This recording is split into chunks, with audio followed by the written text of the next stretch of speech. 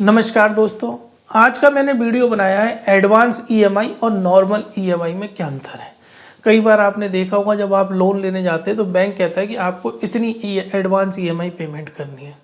तो फिर normal EMI में क्या अंतर है, ये जानने के लिए सबसे पहले तो आप ये समझ लीजिए एडवांस ईएमआई वो होती है जो आपको लोन जब आपका डिसबर्समेंट होता है उस वक्त पेमेंट करनी होती है, और जनरली एडवांस ईएमआई आपके लोन अमाउंट जो डिसबर्स होता है उसी में से काट ली जाती है।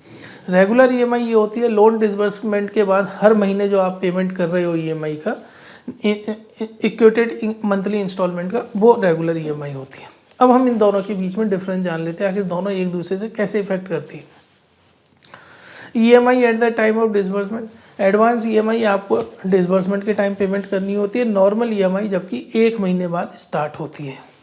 दूसरा, principal disbursement amount, advance EMI में प्रिंसिपल डिसबर्समेंट अमाउंट हमेशा कम रहेगा क्योंकि एडवांस ईएमआई उसमें से कट चुकी होती है, जबकि नॉर्मल ईएमआई के केस में प्रिंसिपल अमाउंट आपका पूरा रहेगा। हो सकता है बैंक उसमें कुछ प्रोसेसिंग फीस काट ले जो कि एडवांस ईएमआई में भी चलता है, बाकी पूरा अमाउंट आपके अकाउंट में आ जाएगा। दूसरा, first EMI consist of, advance EMI में जो फर्स्ट ईएमआई होती है वो सिर्फ प्रिंसिपल अमाउंट को लेके कंसिस्ट होती है, जबकि नॉर्मल ईएमआई में क्योंकि वो डिसबर्समेंट के 1 महीने बाद पेमेंट होता है तो उसमें प्रिंसिपल और इंटरेस्ट दोनों पार्ट होते हैं।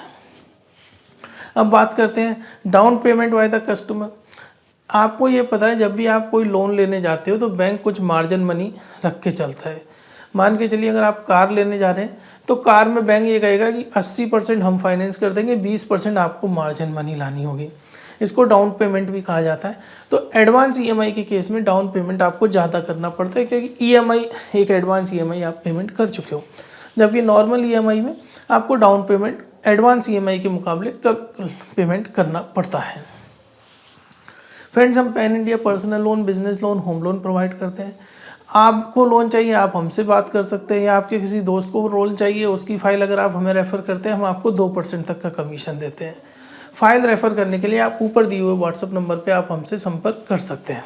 फ्रेंड्स, मैंने एक वीडियो बनाया हुआ है कि लेट ईएमआई या लोन ईएमआई अगर यदि आप डिले करते हो तो आप पर कितनी चार्जेस और पेनल्टीज़ लगती हैं, वो देखने के लिए आप ऊपर क्लिक करके देख सकते हैं। धन्यवाद।